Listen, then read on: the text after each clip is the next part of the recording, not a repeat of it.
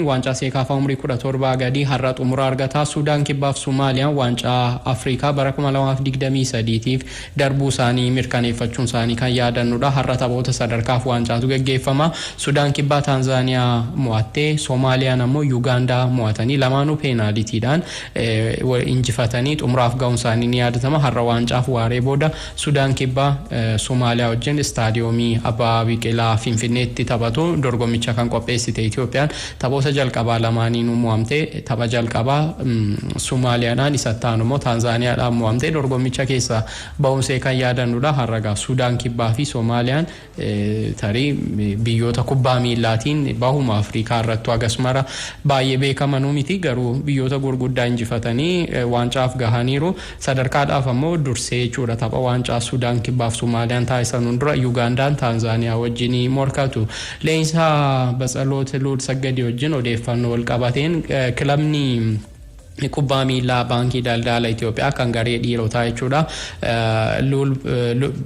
Batsaloot Luulsaggad leenjisaa isaanii godhanii qacarachuu fi waliigaltee raga'uu isaanii Hattrick Sport gabaaseera. Madiin Itoophiyaa gara Pirimeer Liigii Itoophiyaatti kan guddise leenjisaa kan akka ture ni yaadatama. Leenjistoota dargaggoota abdiin irra kaa'amu keessaa tokkodha. Garuu waliigalteen isaa waan xumurameef jechuudhaan Madiin Itoophiyaa leenjisicha gaggeessuun isaa kan yaadannudha. Hattrick Sport maddeen amanamoo irraa odeeffadhee akka hidhee gabaasetti yoo ta'e leenjisichi hooggantoota kilaba kubbaa miilaa baankii daldala Itoophiyaa wajjin yaada walii galeera. Har'ammoo waliin mari'atu dhimmoota kontiraataa isaaf kennamuu fi faayidaan wal qabatan irratti mari'atu jedhamee eegama. Kilabichi immoo liigii olaanaarraa gara Pirimeer Liigii Itoophiyaatti guddisuun hojii guddaa Batsaloot Luulsaggadiif kennamu jedhamee eegama. Leenjistoota Oromiyaan oomishte keessaa leenjistoota dargaggoota baay'ee itti abdatamu keessaa isa tokkodha. Tarii kilaba kana kan qabatu yoo ta'e haala kamiin gara Pirimeer Liigii Itoophiyaatti ol fida kan jedhu kan ilaalamu kan ta'u. Atleetiin Keeniyaa ammoo atleetonni Keeniyaa lama ammoo qoricha humna dabalataa namaa kennu fayyadamuu isaaniitiin adabamuu isaanii Athletics Integrity Unit gabaaseera.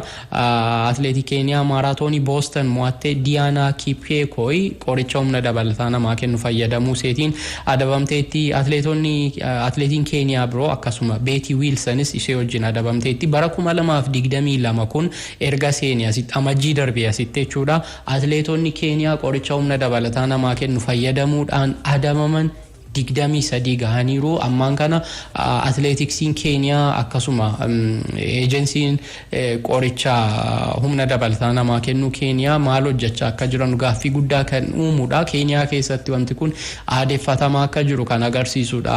Waggoota 2 yookaan 3 dura BBC'n gaazexeessummaa qorannaatiin dhimma akkaataa itti atleetonni qoricha humna dabalataa namaa kennu fayyadaman kan ilaalchisuudhaan viidiyoon inni hojjete tokko dokumentariin inni hojjete tokko ture baay'ee nama naasisa. Haalli yeroo sana waggoota 2-3 dura dokumentariin hojjetame kunii fi qorannaan isaan irra geggeeffame kun akkaataa itti isaan ogeessota fayyaa wajjin harka wal naqatanii hojjetan akkasuma immoo yaanni isaanii aluma tokko qoricha kanallee fudhadhee injifadhee sana booda dorgommiillee utuun dhaabadhee yaadee dhukaasu garuu immoo ammaan kana adabamuu irra darbee immoo atleetonni maallaqa argatan akkasuma kabaja kanaan dura argatan fa akka deebisamu godhamaati kan inni jiru. Garuu Keeniyaa keessatti ammas waan aadeeffatan fakkaatu. Atleetonni Keeniyaa kamisa kaleessaallee Maark Kongogo atleetiin jedhamu atleetiin maaraatooniidhaan hirmaatu Keeniyaa adabamuusaa kan yaadatamudha. Egaa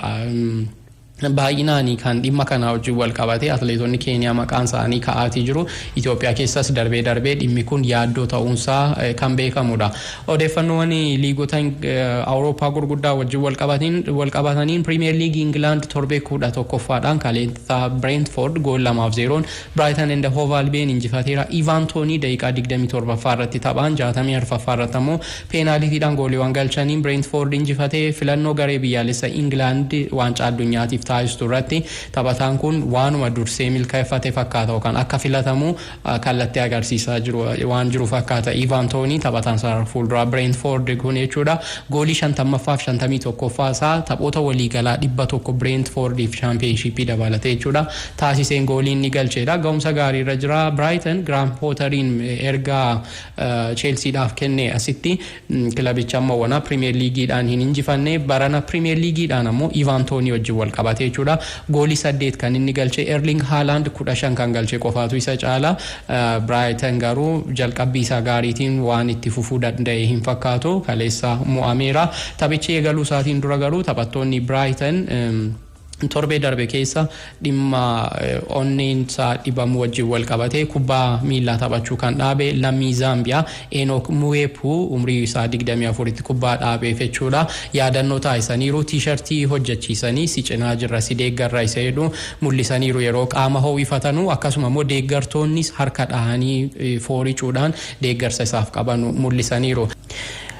Premier League England kanaan har'a sa'a 8 walakkaatti Leicester City Crystal Palace wajjin taphatu. Fulham Bournemouth Wolves Nottingham Forest wajjin ammoo galgala sa'aatii 11 fi sa'aatii 11tti kan waliin morkatanudha kan ta'u. Galgala sa'aatii 1 fi daqiiqaa 30 irratti Tottenham Everton wajjin taphatu. Boru taphoota eegaman keessaa galgala sa'aatii 12 fi daqiiqaa 30 irratti Liverpool Manchester City wajjin taphatu. Arsenal ammoo Leeds United wajjin sa'aatii 10tti taphatu. Aston Villa fi Chelseanis akkasuma Manchester United fi Newcastle sa'aatii 10tti kan waliin morkatanudha kan ta'u. La Liga Spainin kaleessa Rayo Vallecanoon Hetafe wajjin goolii malee addaan baheera. Har'a Girona Cadiz, Valencia Elche, Mallorca Sevilla, Athletic Bilbao Atletico Madrid wajjin taphatu. Athletic Bilbao fi Atletico Madrid sadarkaa sadaffaa fi arfaffaarra jiru. Garaagarummaa qabxii 11 qofa isaan gidduu kan jiru morkii gaarii taa'edha eegama. Borummoo El Clasicoodhaan galgala sa'aatii 11 fi daqiiqaa 15tti Real Madrid Barcelona wajjin taphatu. Serie A Italy torbee kurnaffaan ammoo har'a Impoliin AC Monza wajjin Torino fi Juventus ammoo darbii Turiniin waliin morkatu galgala sa'aatii 1tti.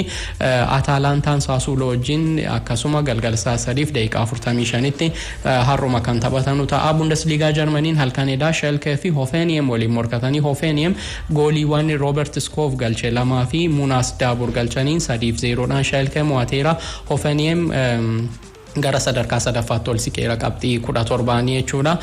Har'a RB Leipzig galgala sa'aatii 1 fi daqiiqaa 30 irratti Hertha Berlin wajjin taphatu. Sa'aatii 10 fi walakkaa irratti Wolfsburg Borussia Mönchengladbach Eintracht Frankfurt Bayer Leverkusen akkasuma Werder Bremen Mainz Stuttgart ammoo Bochum wajjin morkatu. Bayern Munich boru kan inni taphatu Freiburg wajjin galgala sa'aatii 2 fi daqiiqaa 30 xumura irratti Ligue 1 har'a Lorient Reims akkasuma Lens Montpellier wajjin taphatu. Lorient liigichaan qabxii 25 sadarkaa lammaffaarra jira. Kan mo'atu yoo ta'e yeroo ofis ta'u Paris Saint-Germain irraa dursummaa liigichaa fudhata. Eda garuu Strasbourg Lille keessummeessee Lille gooliiwwan Jonathan David galche 2 fi Remy Kaba galche 1 3-0 injifateera.